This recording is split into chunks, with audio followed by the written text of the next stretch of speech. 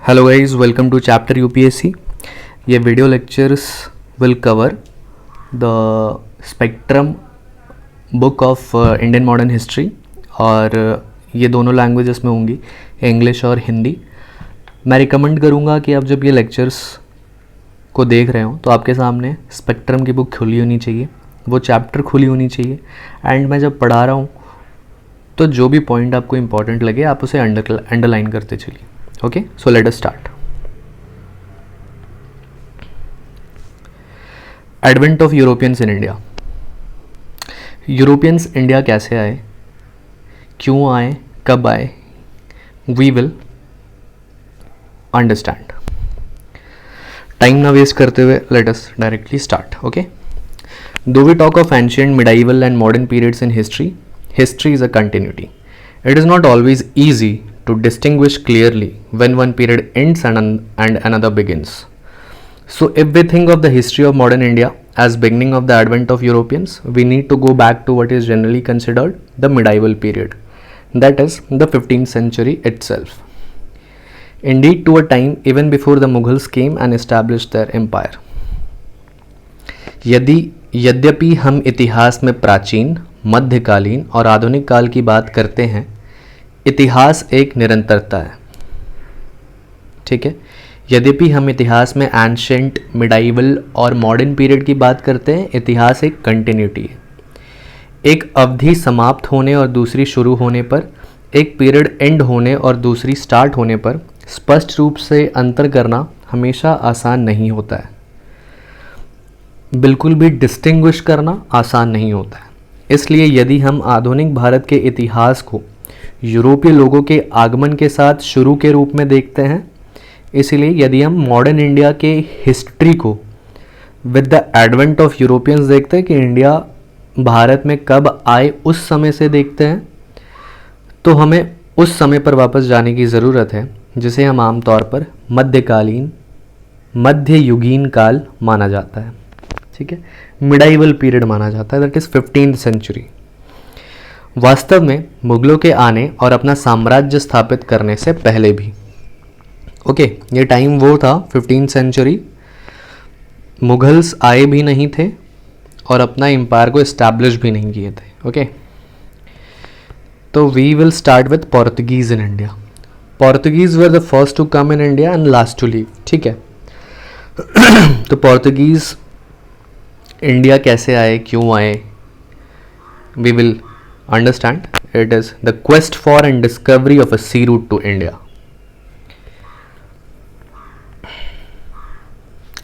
After the decline of the Roman Empire in the 7th century, the Arabs had established their dominion in Egypt and Persia. The direct contact between the Europeans and India declined, and with that the easy accessibility to the Indian commodities like spices, calicoes, silk and various precious stones that were greatly in demand was affected. In 1453, Constantinople fell to Ottoman Turks, who were on the ascendant. Merchandise from India went to European markets through Arab Muslim intermediaries. The Red Sea trade route was a state monopoly from which the Islamic rulers earned tremendous revenues. The land routes to India were also controlled by the Arabs. In the circumstances, the Europeans were keen to find a direct sea route to India. 7वीं शताब्दी में Roman साम्राज्य के पतन के बाद अरबों ने मिस्र और फारस में अपना प्रभुत्व स्थापित कर लिया था. 7th सेंचुरी में रोमन एम्पायर के डिक्लाइन के बाद इजिप्ट और पर्शिया में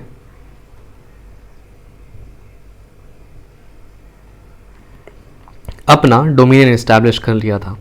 यूरोपीय और भारत के बीच सीधे संपर्क में गिरावट आई. यूरोप और इंडिया के बीच में जो डायरेक्ट कांटेक्ट था उसमें गिरावट आ गई, वो अफेक्ट कर गया. भारतीय वस्तुओं जैसे मसाले, केलिको, रेशम और विभिन्न कीमती पत्थरों की आसान पहुंच प्रभावित हुई, जिनकी बहुत मांग थी. ठीक है, तो इंडिया के वो गुड्स, वो माल, वो वस्तुएं जो यूरोप में काफ़ी डिमांड में थे, जैसे कि मसाले, केलिको, रेशम एंड वेरियस प्रीशियस स्टोन्स, जो कि आसानी से यूरोप पहुंच जाते थे यूरोपियन मार्केट्स में, वो अफेक्ट कर गई. ठीक है, 1453 में कॉन्स्टेंटिनोपल ओटोमन तुर्कों के हाथों में गिर गया. कॉन्स्टेंटिनोपल 1453 में ओटोमन तुर्क के हाथ में आ गया। कॉन्स्टेंटिनोपल उस वक्त राज कर रहे थे, ठीक है। भारत से माल अब मुस्लिम अरब बिचौलियों के माध्यम से यूरोपीय बाज़ारों में जाता था। भारत से अब जो भी गुड्स, मर्चेंडाइज, माल यूरोपीय मार्केट में जाता था, वो अब मुस्लिम इंटरमीडियरीज के थ्रू होकर जाता था, मुस्लिम बिचौलियों को टैक्स देकर जाता था, ठीक है। लाल सागर व्यापार मार्ग, रेड सी ट्रेड रूट, एक राज्य अधिकार था जिससे इस्लामी शासकों ने जबरदस्त राजस्व अर्जित किया। रेड सी ट्रेड रूट से मुस्लिम इस्लामिक रूलर्स ने काफ़ी रेवेन्यू जनरेट किया, ठीक है, रेड सी ट्रेड रूट के थ्रू। भारत के भूमि मार्ग भी अरबों के नियंत्रण में थे। भारत में जितने भी रोड, जितने भी रोड इंडिया को आते थे, जिसके थ्रू लोग ट्रेड करने के लिए इंडिया आ सकते थे, वो सारे रूट्स को अरब्स कंट्रोल करने लग गए थे, ठीक है। इन परिस्थितियों में यूरोपीय भारत के लिए एक सीधा समुद्री मार्ग खोजने के इच्छुक थे। 15th century Europe was gripped by the spirit of Renaissance with its call for exploration. At the same time, Europe made great advances in the art of shipbuilding and navigation. Hence, there was an eagerness all over Europe for adventurous sea voyages to reach the unknown corners of the East. The economic development of many regions of Europe was also progressing rapidly with expansion of land under cultivation, the introduction of an improved plough, scientific crop management such as crop rotation, and increased supply of meat, which called for spices for cooking as well as preservation. Prosperity also grew, and with it the demand for oriental luxury goods also increased. 15वीं शताब्दी का Europe अन्वेषण के आह्वान के साथ पुनर्जागरण की भावना से जकड़ा हुआ था। 15th सेंचुरी का जो यूरोप था ना, वो आह्वान, रेनेसेंस की भावना से जकड़ा हुआ था। वहाँ के लोगों के दिमाग विकसित हो रहे थे। रेनेसेंस का मतलब यही है कि वहाँ के लोगों के दिमाग विकसित होने लग गए थे। उस वक्त वहाँ के लोग एक्सप्लोर करने लग गए थे, देश दुनिया में घूमने लग गए थे, क्या चल रहा है, उन पे क्या अत्याचार हो रहा है, ये वो समझने लग गए थे। साइंटिफिकली उनके दिमाग डेवलप करने लग गए थे। This is renaissance. उसी समय यूरोप ने जहाज निर्माण और नेविगेशन की कला में काफ़ी प्रगति की।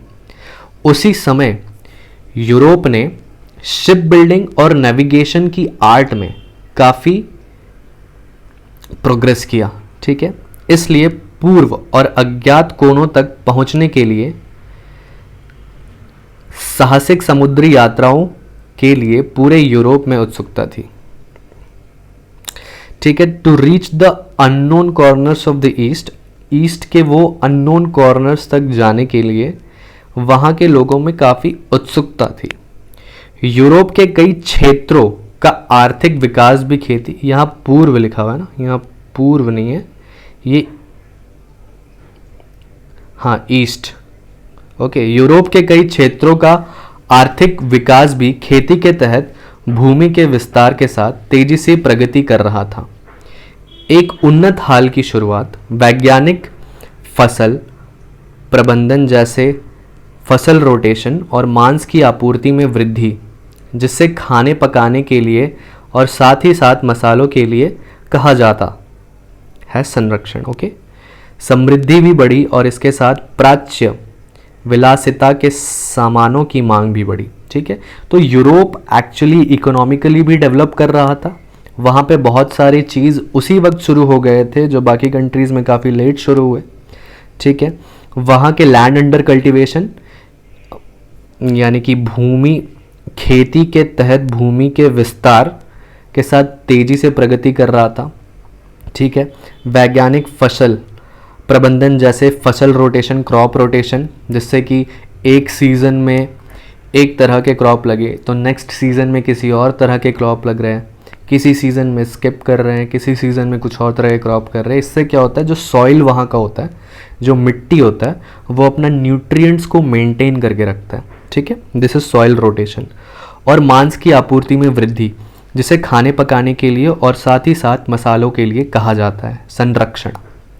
समृद्धि भी बढ़ी और इसके साथ प्राच्य विलासिता, लग्जरी गुड्स, जो भी घर में सजाने वजाने के सामान होते हैं, ये सारे लग्जरी गुड्स में हो, प्राच्य विलासिता कहते हैं इसे। Okay, Venice and Genoa, which had earlier prospered through trade in oriental goods, were too small to take on the mighty Ottoman Turks or to take up the major exploration on their own. The North Europeans were ready to aid Portugal and Spain with money and men, as well as Genoese were ready to provide ships and technical knowledge.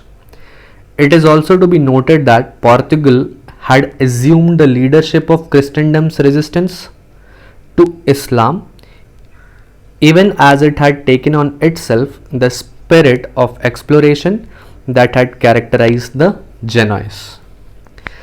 Venice और Geneva, जो पहले प्राच्य वस्तुओं के व्यापार के माध्यम से समृद्ध हुए थे, वेनिस और जेओना जो पहले ओरिएंटल गुड्स, प्राच्य वस्तुओं, ओरिएंटल गुड्स के ट्रेड के साथ, ट्रेड के माध्यम से समृद्ध हुए थे, प्रॉस्पर हुए थे, शक्तिशाली तुर्कों को लेने के लिए या अपने दम पर प्रमुख अन्वेषण करने के लिए बहुत छोटे थे। ये ओटोमन तर्क को टेक ओवर करने के लिए और खुद के एक्सप्लोरेशन करने के लिए काफ़ी छोटे थे। उत्तरी यूरोप, नॉर्थ यूरोप के लोग पुर्तगाल और स्पेन को पैसे और आदमियों की मदद करने के लिए तैयार थे। ठीक है, उत्तरी यूरोप, नॉर्थ यूरोप के लोग पोर्तुगल और स्पेन को मनी और मेन की मदद के लिए तैयार थे, जबकि जेनोइस जहाज और तकनीकी ज्ञान प्रदान के लिए तैयार था। ठीक है, जेनोइस शिप प्रोवाइड करने के लिए और टेक्निकल नॉलेज प्रोवाइड करने के लिए रेडी था। ठीक है, तो जेनोइस शिप और टेक्निकल नॉलेज प्रोवाइड करने के लिए रेडी था, और Portugal and Spain, Europe, north Europe was ready to aid Portugal and Spain with money and men. North Europe, उत्तरी यूरोप, पोर्तुगल और स्पेन को मनी, पैसे और आदमी प्रोवाइड करने के लिए रेडी था। यह भी ध्यान दिया जाना चाहिए कि पोर्तुगल ने ईसाई जगत के इस्लाम के प्रतिरोध में नेतृत्व ग्रहण किया था, भले ही उसने अन्वेषण की भावना अन्वेषण की भावना को अपने ऊपर ले लिया था, जिसमें जेनोइस की विशेषता थी।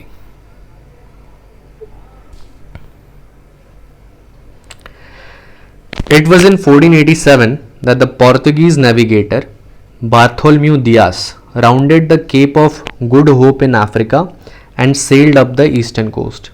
He was well convinced that the long sought after sea route to India had been found. But it was only 10 years later that the expedition of Portuguese ships set out for India in 1497 had arrived in India in slightly less than 11 months' time in May 1498. 1487 में पोर्तुगाली नाविक, Portuguese navigator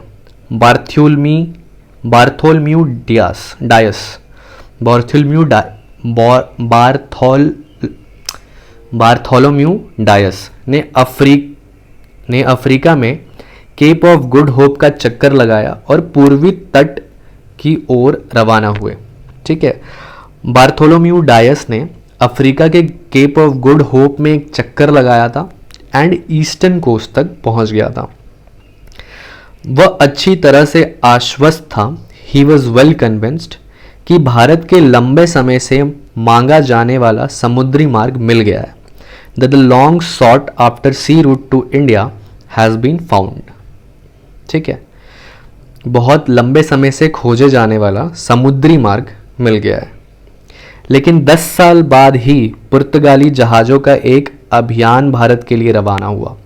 1497 में रवाना हुआ। 10 साल बाद 1487 में Bartholomew Dias ने cap of good hope का चक्कर लगाकर ये क्लियर कर दिया था, अपने आप को भरोसा दिला दिया था, आश्वस्त हो गया था कि उसे रास्ता मिल गया है इंडिया जाने का। ओके, 1497 और वो इंडिया पहुँचे 1498 में।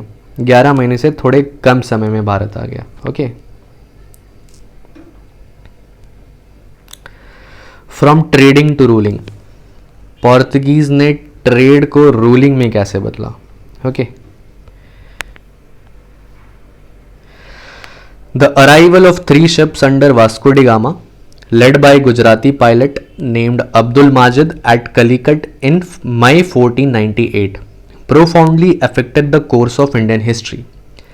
The Hindu ruler of Calicut, Zamorin Samurthi, however, had no apprehensions as to the Europeans' intentions, as the prosperity of his kingdom was due to Calicut's position as an entrepot. He accorded a friendly reception to Vasco da Gama. The Arab traders who had a good business on Malabar coast were apprehensive and were not keen on the Portuguese getting hold there.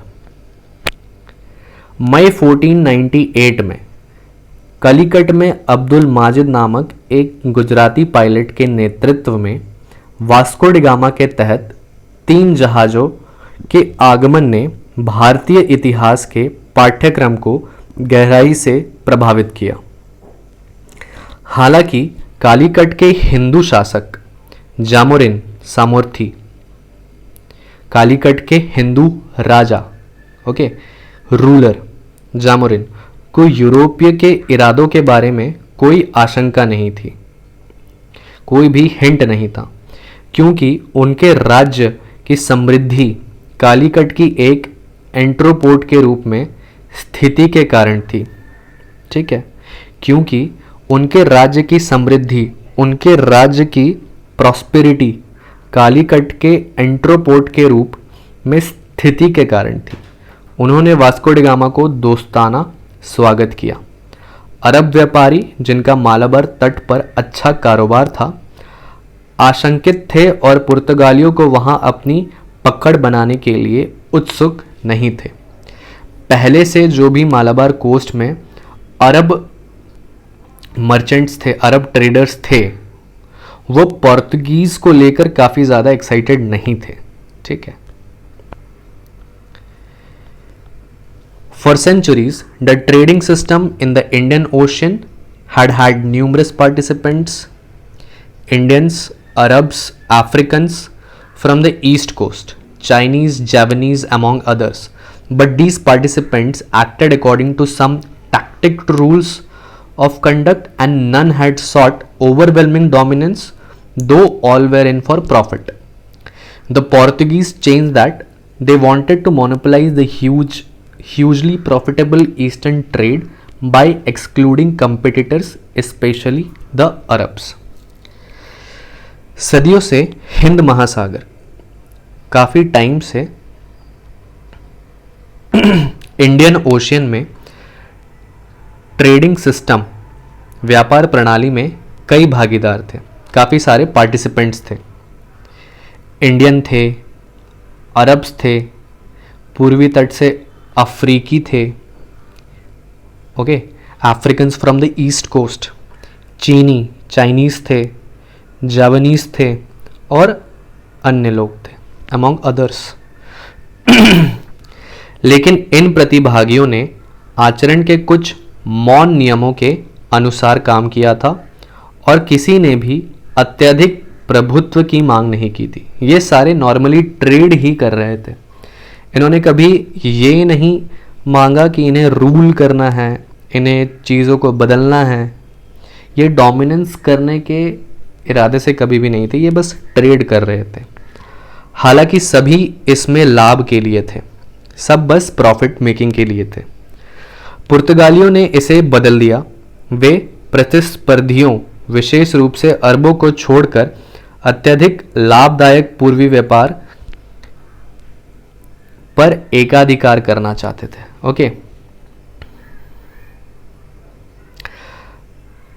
Okay, तो Portuguese basically अपने competitors को हटाना चाहते थे, अपने competition को हटाना चाहते थे और खुद डोमिनेंस करना चाहते थे। ये बेसिकली बात है।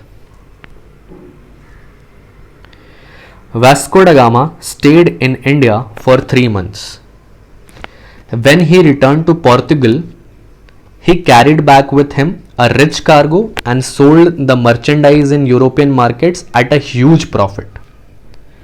The importance of direct access to pepper trade was made clear by the fact that elsewhere the Europeans who had to buy through Muslim middlemen would have had to spend 10 times as much for the same amount of pepper.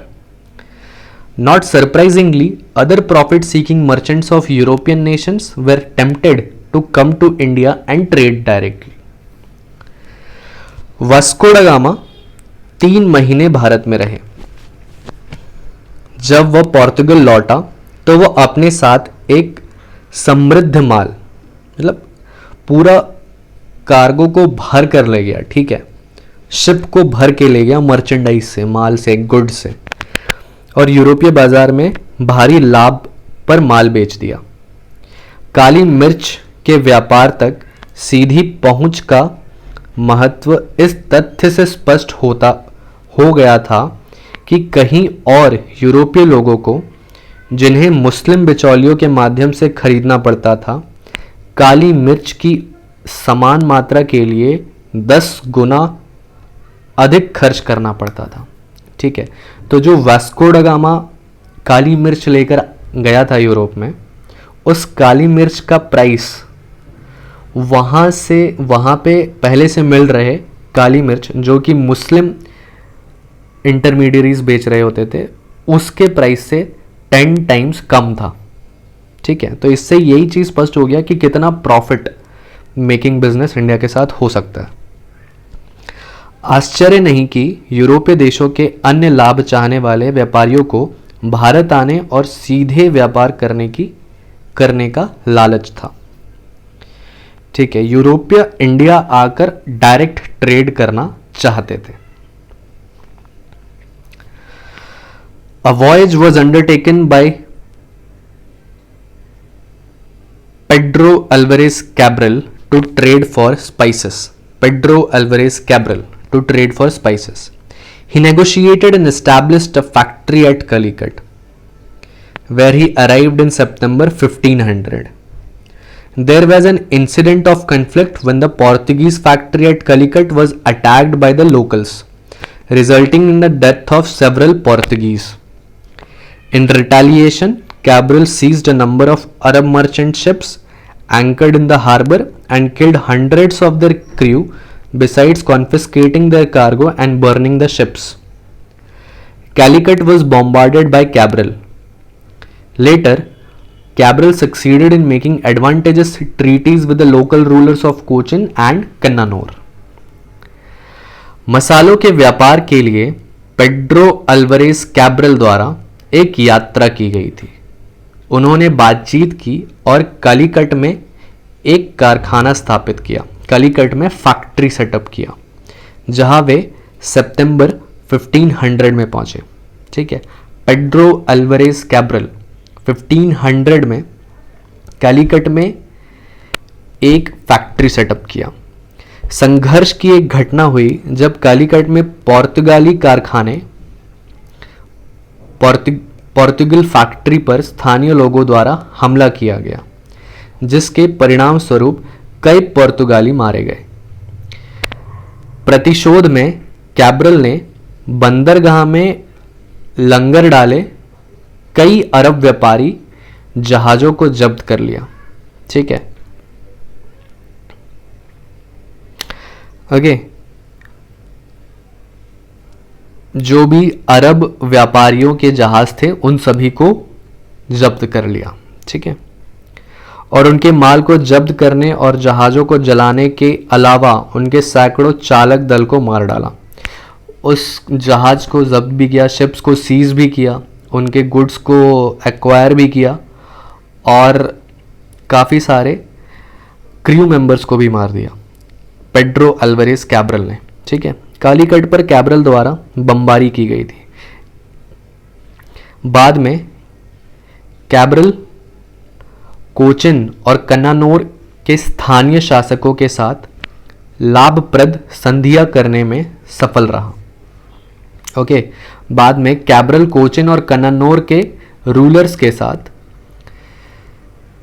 Advantages treaties, जिसमें उसी का फायदा हो, ऐसा treaties successfully sign किया Cabral ने।